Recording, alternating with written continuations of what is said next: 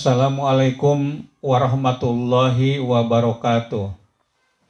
Alhamdulillah, wassalatu wassalamu ala rasulillah wa ala alihi wa sahbihi wa mawalah amma ba'du.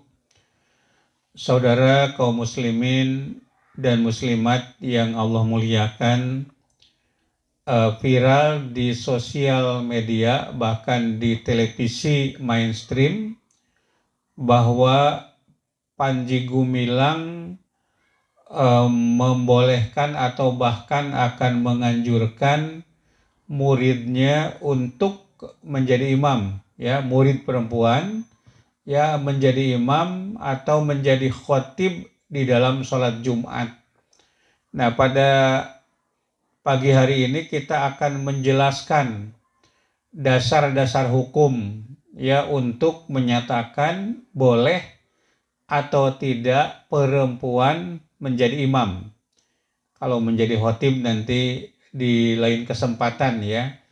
Jadi kita ini sekarang akan membahas perempuan menjadi imam bagi laki-laki ya.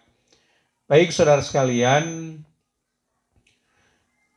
kita bacakan hadis ya, nanti ada ditayangkan ya, Teh Arianti nanti akan menayangkan hadisnya yang berkaitan dengan perempuan menjadi imam bagi laki-laki. Kalau kita membaca kitab-kitab yang muktabar ya dalam buku-buku fikih, ada beberapa syarat sah seorang itu menjadi imam. Di antaranya yang pertama adalah orang yang berakal, ya akil gitu. Jadi orang yang tidak berakal, orang gila misalnya, orang yang akalnya itu idiot misalnya, itu tidak bisa menjadi imam. Jadi harus paham, harus akil ya.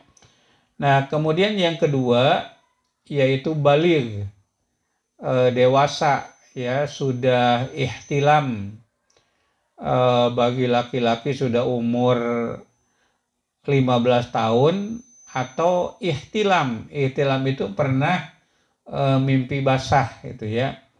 Ya bukan kencing ya. Mimpi basah itu bukan kencing gitu ya.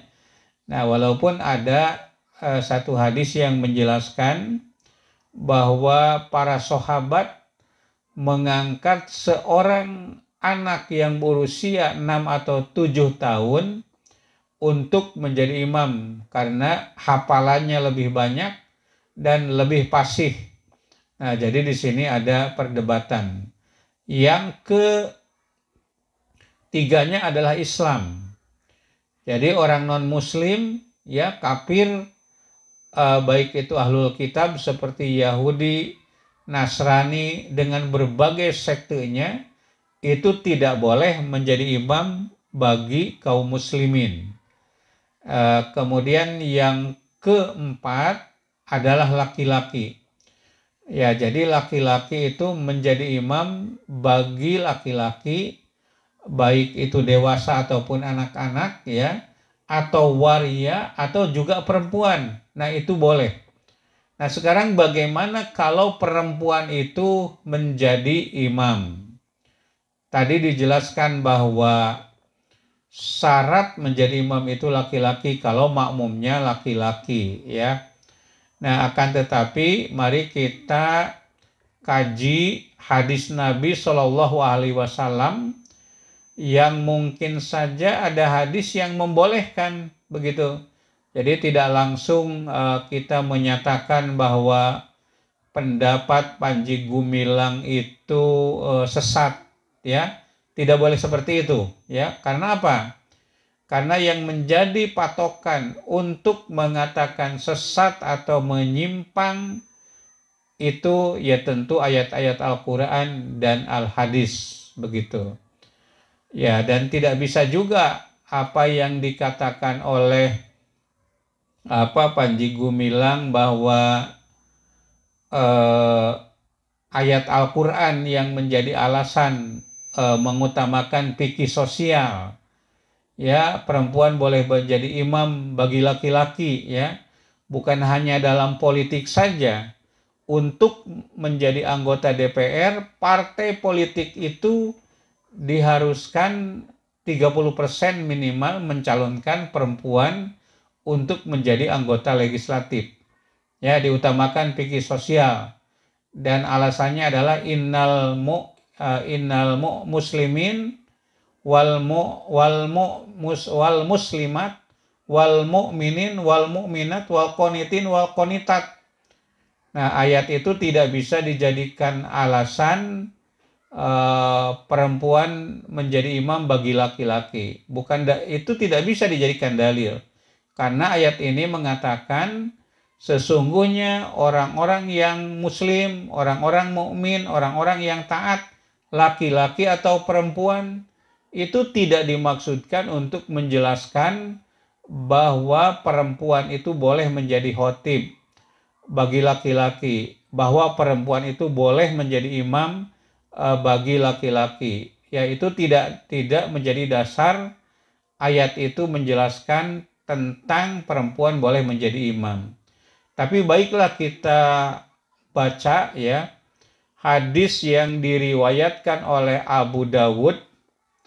Ya, dikatakan an Abdirrahman ibni Khalad, dari Abdurrahman bin Khalad, annan nabiyya sallallahu alaihi wasallam, sesungguhnya Nabi sallallahu alaihi wasallam amaro umma Warokoh, memerintahkan kepada Ummu Warokoh, anta umma ahli dariha, ya, untuk menjadi imam, ya, ahla dariha, ya, ahli rumahnya. Nah, itu Anda bisa lihat di teksnya nanti, hadisnya, ya. Hadis ini menjelaskan, ya, dari Abdullah dari Abdurrahman bin Khalad, sesungguhnya Nabi Shallallahu Alaihi Wasallam amaro umma Warokoh, memerintahkan kepada Ummu Warokoh, anta umma ahla dariha, ya, untuk mengimami ahli dariha, ahli rumahnya. Nah, ahli rumahnya itu siapa? Dan ini saudara sekalian, kasusnya itu pada waktu akan perang Badar, Ummu Warokoh itu minta untuk ikut pada perang Badar. Lalu Nabi Shallallahu Alaihi Wasallam memerintahkan kepada Ummu Warokoh untuk menjadi imam keluarga rumahnya. Dan di situ ada adzan dan ada iqomat. Nah, lalu yang adanya siapa? Yang adanya adalah seorang laki-laki, dan dia itu adalah khodim atau pembantu di dalam rumah dari Ummu Warokoh itu, gitu. Ya. Kemudian Ummu Warokoh itu menjadi imam, dan yang menjadi makmumnya itu adalah laki-laki, ya, tadi yang muadzin itu, ya. Dan juga anak-anak perempuan dari Ummu Warokoh itu. Nah, jadi saudara sekalian, berdasarkan hadis ini, perempuan boleh menjadi imam bagi laki-laki, tapi laki-lakinya itu adalah keluarga dari rumah itu. Jelas, ya? Nah, jadi boleh saja misalnya saya kalau Anda punya istri, kemudian imam dalam sholat itu perempuan, di situ ada anak laki-laki, atau juga ada khodim, ya, pembantu laki-laki, ya, dan itu menjadi makmum, itu boleh. Dan banyak hadis-hadis lain yang menjelaskan tentang itu. Nah, akan tetapi kalau perempuan itu menjadi imam bagi orang lain, ya, Seperti yang dikatakan oleh Imam An-Nawawi ya, dan beberapa ahli yang lainnya yang mengatakan bahwa perempuan itu tidak boleh menjadi imam bagi laki-laki ataupun waria, tapi itu orang lain ya, yang bukan penghuni rumah itu gitu. Jadi katakanlah perempuan menjadi imam di dalam masjid ya, yang jamaahnya ada laki-laki, ada waria, ada perempuan, itu tidak dibolehkan. Tetapi kalau makmumnya itu hanya perempuan, itu dibolehkan. Seperti halnya Aisyah radhiyallahu anha menjadi imam bagi perempuan, dan dalam barisannya itu berada di tengah-tengah, tidak di depan dari jamaahnya itu. Jadi itu boleh kalau yang menjadi makmumnya perempuan, kalau laki-laki tidak boleh begitu. Nah sekarang pertanyaannya, bagaimana kalau laki-laki menjadi imam bagi perempuan? Ya. Nah, saudara sekalian, Ubay ibnu Ka'ab pernah menjadi imam bagi perempuan. Pada waktu itu beliau melapor kepada Rasulullah Shallallahu Alaihi Wasallam tentang kejadian itu, dan Nabi Shallallahu Alaihi Wasallam diam. Dan diamnya Nabi ya dianggap oleh Ubay ibnu Ka'ab sebagai keridhaan atau persetujuan Rasulullah terhadap pekerjaan yang dilakukan oleh Ubay bin Ka'ab itu. Hanya perlu ada beberapa catatan ya. Kalau jamaahnya perempuan, imamnya laki-laki dan itu asing, ada ulama yang mempersyaratkan di antara perempuan itu ada yang menjadi mahram bagi laki-laki tersebut. Katakanlah saya menjadi imam bagi perempuan. Nah, makmumnya itu harus ada di antaranya. Apakah anaknya, apakah keponakannya, apakah saudara perempuannya, sehingga tidak perempuan asing semuanya. Nah, jadi saudara sekalian, dari penjelasan yang saya sampaikan tadi mengenai kebolehan perempuan menjadi imam, ya, bagi laki-laki dapat disimpulkan sebagai berikut.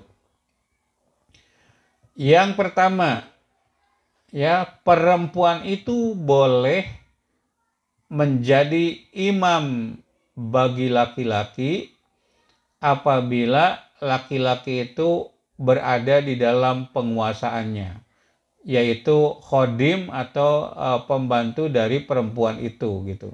Seperti yang terjadi pada Ummu Warokoh yang menjadi imam bagi khodimnya yang adan untuk sholatnya itu boleh. Nah, yang kedua, kalau perempuan itu menjadi imam bagi laki-laki atau waria ya, yang umum, yang asing ya, bukan keluarganya, itu tidak dibolehkan. Misalnya menjadi imam di masjid perempuan, itu tidak dibolehkan. Ya, termasuk perempuan sejajar dalam sholat berjamaah dengan laki-laki, itu tidak dibenarkan. Seperti yang pernah saya jelaskan dalam pertemuan-pertemuan yang telah lalu. Saudara sekalian, itu saja yang dapat saya sampaikan pada pertemuan kali ini. Mudah-mudahan penjelasan saya bermanfaat bagi kita semua. Terima kasih. Nasrul minal wa fatun qarib wa basyiril mu'minin. Walhamdulillahirabbil alamin. Wassalamualaikum warahmatullahi wabarakatuh.